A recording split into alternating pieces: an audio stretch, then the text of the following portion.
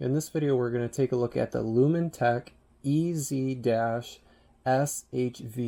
That's this guy in the middle here. This is a SDI to HDMI converter. It is also a scaler. It has a display built into it, as you can see, with a VU meter, and it also has a eye scope here for telling you how well the signal is coming across over the SDI cable, which we're going to test a little bit later in the video. Really cool unit. It's about $200, I believe, MSRP. This unit can take 5 volts in. It takes a barrel jack, and I'll talk to you a little bit more about that later.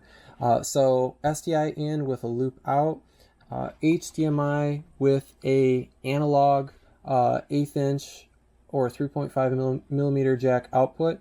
This is a stereo jack.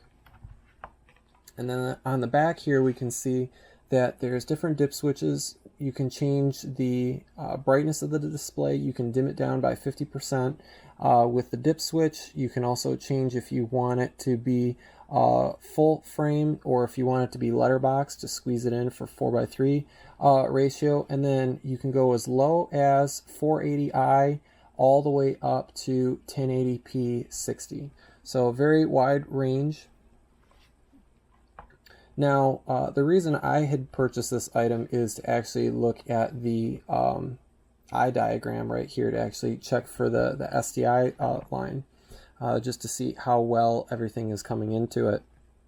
If you look at the bottom right and left here, it'll tell you what the exit resolution is, and then the entering resolution and frame rate from the SDI line, so you can see what you're bringing in and what you're sending out with the scaler. There's a little icon here that if you have an HDMI cable plugged into it, it'll show up at the bottom there. And we can actually see that the delay between the VU meter is pretty good from what this display is showing. And I can actually bring that up so you can hear.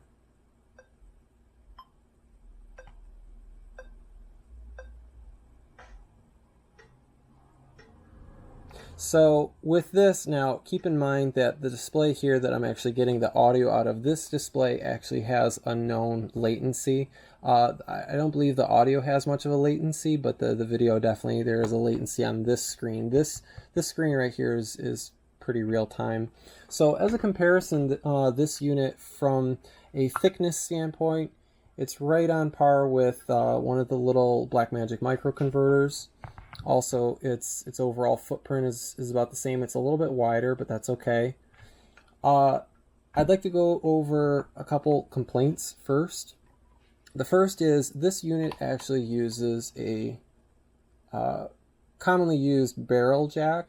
Now the problem is that barrel jacks do, this is probably one of the most common sizes. I don't know the exact size, but I have a ton of these, and I've seen them on a lot of different products, so it is a fairly common size.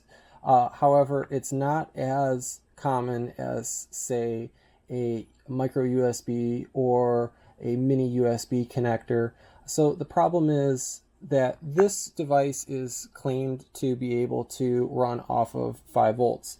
And I'm going to do that for you right now. I actually have a battery bank here, and what I've had to do is make a USB to barrel jack adapter. They do not give you this in the package, which is kind of a shame, because they actually say that, oh, you know, you can use it for portable use and this and that in their demo video, and it's like, okay, that's great, you know, give us the connector so we can plug it into something. So what I'm going to do here is, let me plug in this adapter right here, and what we'll do is we'll actually see what the usage is. So you can see that we're powered up here. We're taking 5 volts and we're only pulling about 400 milliamps. So very, very low power consumption. Actually, part of the problem with such a low power consumption is that most battery banks like this one will only run this device for a short amount of time, because it's looking for something well over a half an amp, and this is pulling and you can see it just turned off there. It's pulling less than a half an amp, so it's going to turn off. So the solution of plugging this into most battery banks, it's probably not going to work unless you actually plugged in maybe your phone to charge or something, if you have a battery bank that has multiple ports like this one does. So that is a downside to running this off of USB battery banks. The other downside is that you actually have to have one of these barrel connectors and you have to make your own cable. So that was something that was a disappointment in my mind. The other thing is that they didn't use a USB style connector.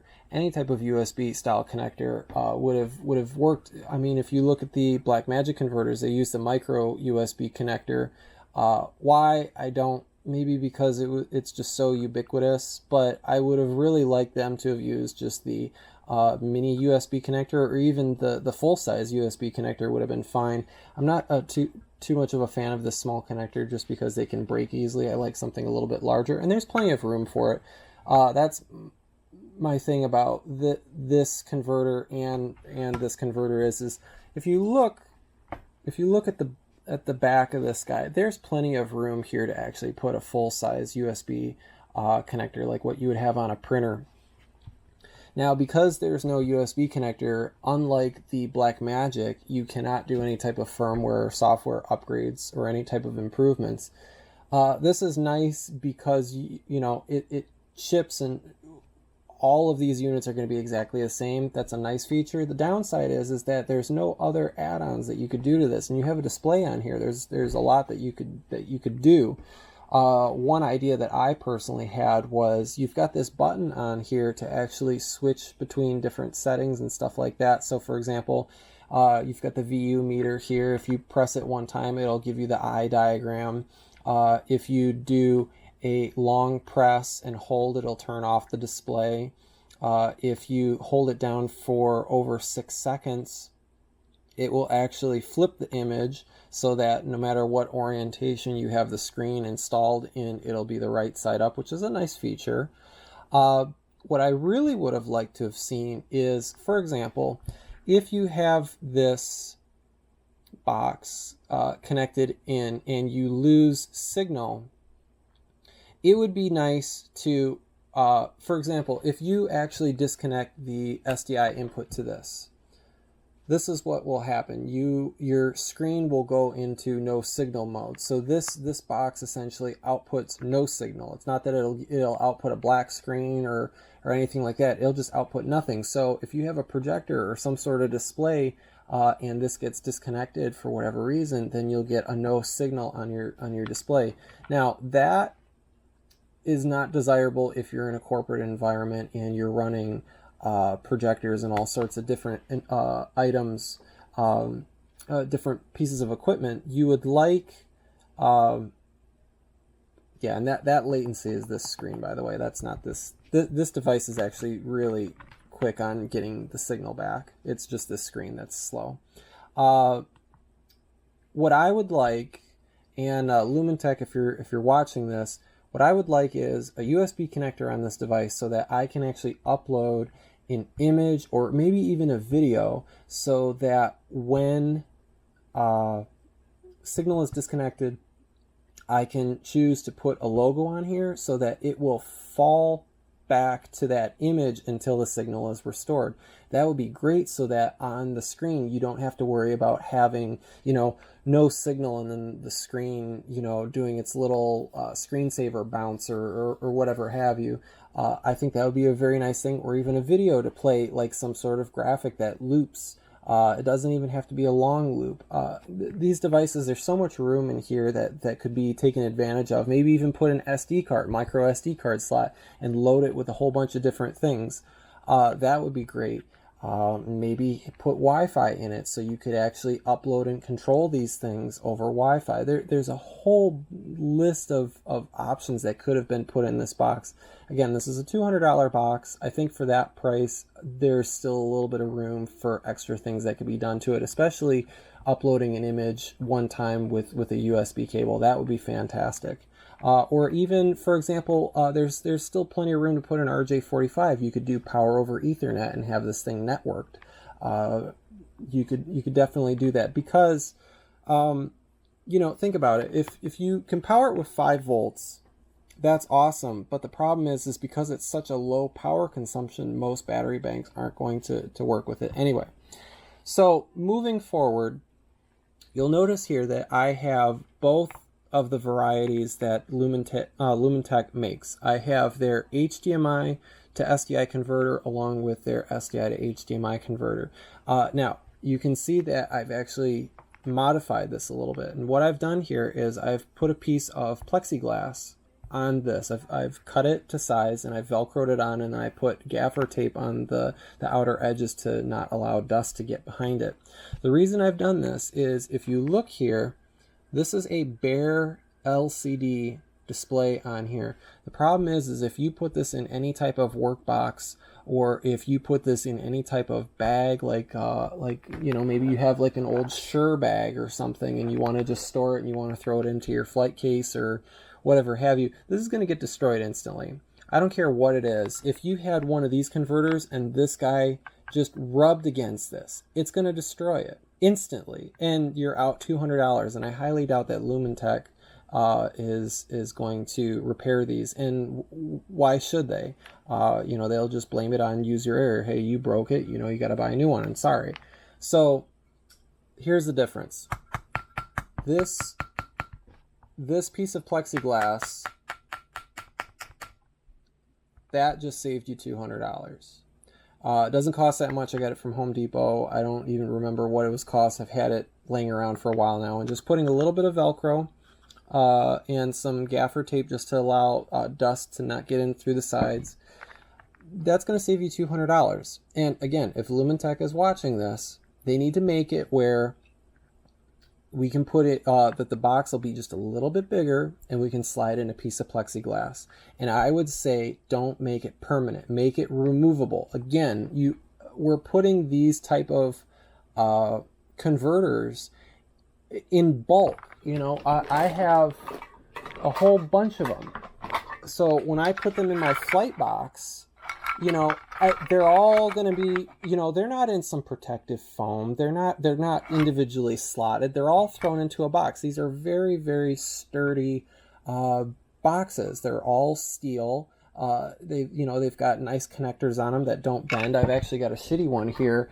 This is a shitty knockoff one. It's the same color. They were really trying to make it look like the Blackmagic one. But if you look here, the connectors just wobble around. You know, these ones, these are very well built. And as are the Lumantek. They don't have the little screw on the end of the connector, but there is a fastener there. It is a nice connector. It doesn't wobble around. It's very nice. So, you know, this enclosure, it's all metal. It's a very nice enclosure. However, they just had a little bit of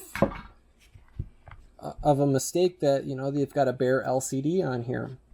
They need to bump out this case a little bit, and they need to make the plexiglass replaceable, so that once and they could sell replacement plexiglass pieces. They could make money off that, where, you know, after you know, you scratch it up, it's been in the case and it gets all galled up and you can't see through it anymore. Make it so that it'll just slide out and you slide in a new one and you're done.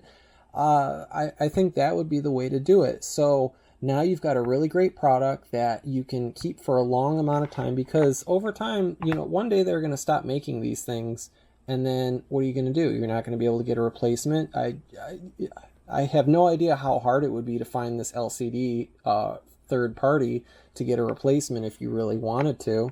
So anyway, that's the rant on that. The converter itself works nice. If we go in here and we just flip a random dip switch, we can see that here's the letterbox. The input side will stay the same here, but the output, you can actually see that it's letterbox, so we're going to switch that back. I'm going to change this from, let's see, we're on 1080p now, so the incoming signal is, let's see right there. So that's 1080p 59.94, and now I'm outputting at 1080p 60.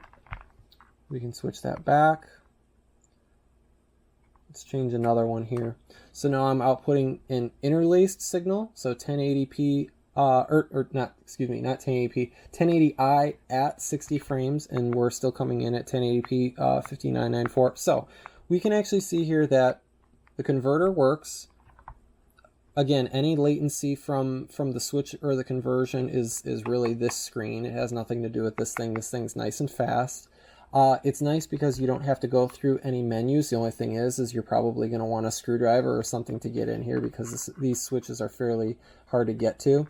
This is the dim mode now, and I'm going to switch that back and we'll see the difference. So there's dim, and there's the full brightness. It's not a dramatic change, but the nice thing is that if you hold the button down for a couple seconds and let go, you can actually turn the screen off, which is nice. And you can see this piece of plexi actually has a couple scratches on it already, just to show that, there's one right there, that this piece of plexi is saving this thing's life. So one button press will bring it back up. There's only 3 options, so it's to change between the VU meter, the eye diagram or eye pattern, and to flip the image and to turn the screen off. So easily they could have made a 4th style of button press to make it like a holding image or a backup image. Could have been very easily done. So moving on, this was the main reason why I bought this unit. I wanted this eye pattern so I could actually see how well the SDI was getting on through the cable. So what we're going to do here is, right now you're actually looking at this video. It's coming in through 100 feet of SDI line. This is RG6 quad shielded, RG6U. So this is actually a burial grade cable. It's got a much thicker jacket on it. Pretty much any RG6 cable with the dual or the quad shielding will work. I prefer the quad just because I like a little bit more shielding, but it has been sweep tested up to 3 gigahertz, so it can handle the full 3G SDI. So what we're going to do is, there's 100 feet of line on here right now. I'm going to disconnect it, and what I'm going to do is I'm going to add another 100 feet, and we're going to watch and see what this eye pattern does. So we're going to pull this cable out over here. We're going to plug this in. Now, if you notice, again, it comes up very quickly. It's very nice. Takes a second for the eye pattern to form. I think it's just doing a little bit of averaging. You can actually see that the pattern here will start to change depending on the signal. There's a lot of, let's see here. If I can move this over for you a little bit. There's a lot, there's these little lines right here, and depending on how many of these little lines determines how good or bad the signal is. So let's switch back real quick to 100 feet.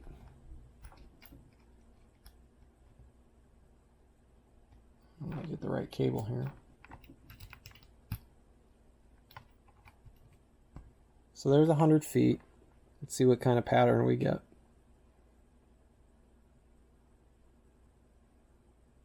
Again, it takes a second. So we can see how clean that is. The lines, the yellow lines are very close to each other. And the worse that the signal gets, and this is real time, if you actually watch it, every about 5 seconds maybe it will change. You can actually see the little changes and deviations. It's not super real time. It's not going to be jiggling and bouncing around. It averages what's going on out about every 5 seconds, 5 to 10 seconds. So let's go back here. We're going to disconnect this. Now I'm using these little Shure jumper wires here. These are meant for RF, so these are 50 ohm and not 75 ohms. So they will skew the results just a little bit, but this is just an approximation of what's going on. So I'm going to add another 100 feet, so we're going to be at 300 feet here. So let's get this connected on. And we're going to connect this. If I need to disconnect the these Shure jumper wires, I will. If it starts to degrade the signal a little bit more. Now at 300 feet, we can see that this has changed now. So this is saying medium length. And they actually have a chart on their website that determines, you know, what is a short cable, what is a medium cable, what is a long cable, but you're more interested in this pattern here. So we can see that this pattern is really starting to spread out as far as what it's looking like. So depending on how this looks really determines how good the signal is. And actually what I'm going to do is, let me get rid of these little jumper wires here, these Shure cables. And what I'm going to do is I'm just going to connect this directly in. So let's see what this does for our signal.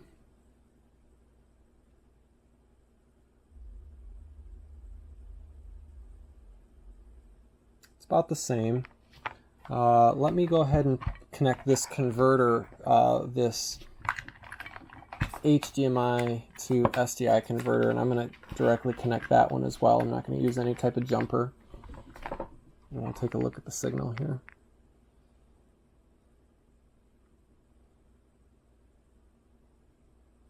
And it looks a little bit better. It's not as spread out. The diamond shape is it's a little bit more pronounced. So that was just me removing these little jumper cables. It just made it a little bit easier to maneuver this. So what I'm going to do is I'm going to add another 100 feet. So here comes another 100 feet.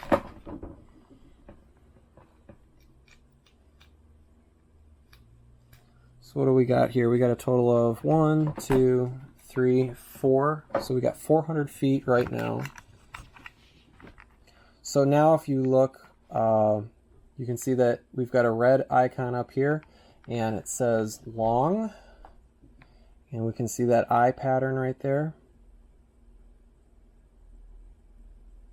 You can see how it's pretty spread out. So now what I'm going to do is I'm going to add another 100 feet. So we're going to have a total of 500 feet.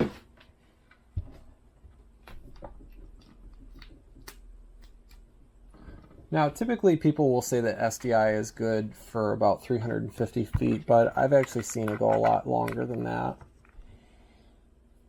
So we're at 500 feet now. Let's look at our eye pattern. And you can see how it kind of stretches out. And let me plug this screen in again. Again, this screen is not the best.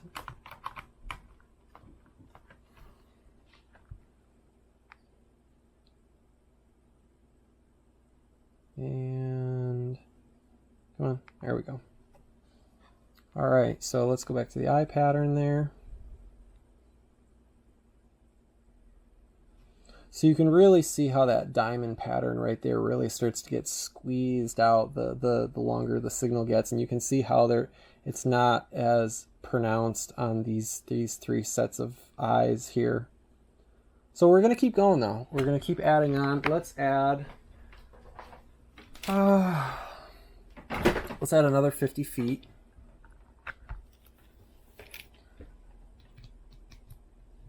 Here we go.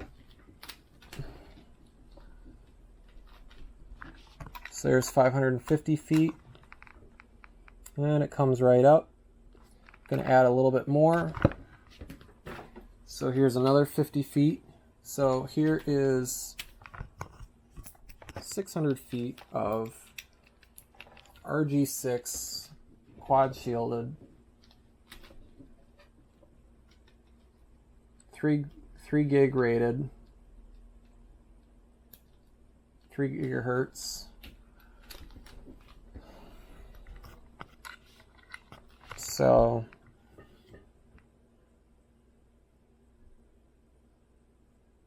okay, so that's the limit. So with RG6U quad shielded, you can really, and actually it's trying to see what's going on. So that's actually handy that we can actually see what the signal is trying to do. I mean, 350 feet is kind of the safe zone with just about every type of cable that you know that you'll be able to get it. And look, I mean, it's trying. It's really trying. At these distances, you really want to either put in, you could put in one of these little microconverters, and yeah, you can see this guy's really trying to get the signal. You can put one of these in line and this will actually boost the signal. These devices do actually boost the signal. So if you put one of these in halfway or 3/4 of the way, it'll actually boost the signal and it'll resync everything, so it'll be just fine. So 550 feet, that's kind of the breaking point with this, with this type of cable.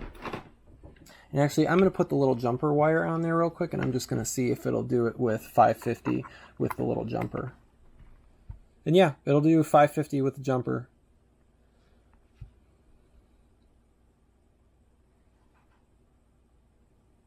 But you can see how that signal is really stretched out. It's not defined at all anymore.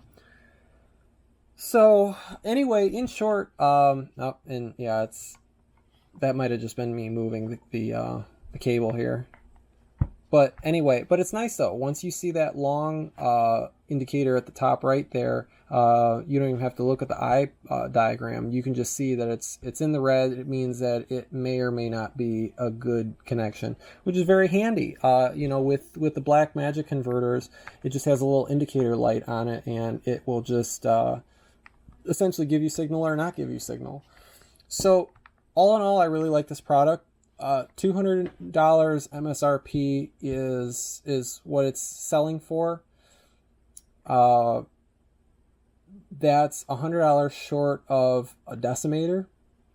Decimators are really cool because they have SDI 1 in and 4 out, 4 or 5 out, with HDMI in and out. So it's actually a bidirectional converter with 4 SDI outs, which is really useful because you can do distribution with them. So those are about $300. But that screen on this thing with this eye pattern to tell you what the cabling is doing is actually really, really handy. So for $200, I think you're getting a really good bargain.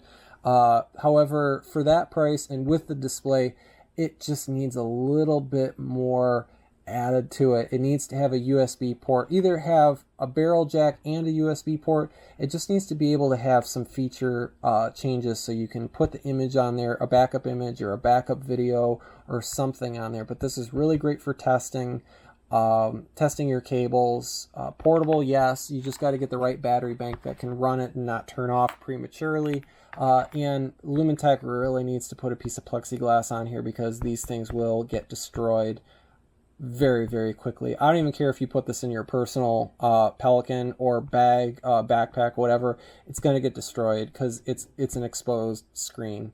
So anyway, that's my thought on the Lumantek ez-SHV Plus. If you guys are interested in buying this, I'm going to put affiliate links down below, so take a look at that. Also, take a look at my other video that I did on its companion over here. This is the HDMI to SDI converter, and it is also a scaler with the VU meter. The only thing is it does not have any type of HDMI scope on there to tell you what's going on with it, but that's okay. It also has a 1/4 inch analog stereo input, which is nice, so you can take your audio from the HDMI or from the analog jack. That's really great if you've got a laptop on a stage or something like that and you want to bring audio directly out of the headphone jack and not have to worry about HDMI audio. That's really handy. So anyway, if you guys like this video, give it a thumbs up, subscribe for more. Check out some of the other videos on my channel. I do a lot of interesting things, product reviews, testing, and I have some personal projects that might be of interest to other users. Check out the channel. Thanks for watching, and I'll see you guys in the next video. Take care.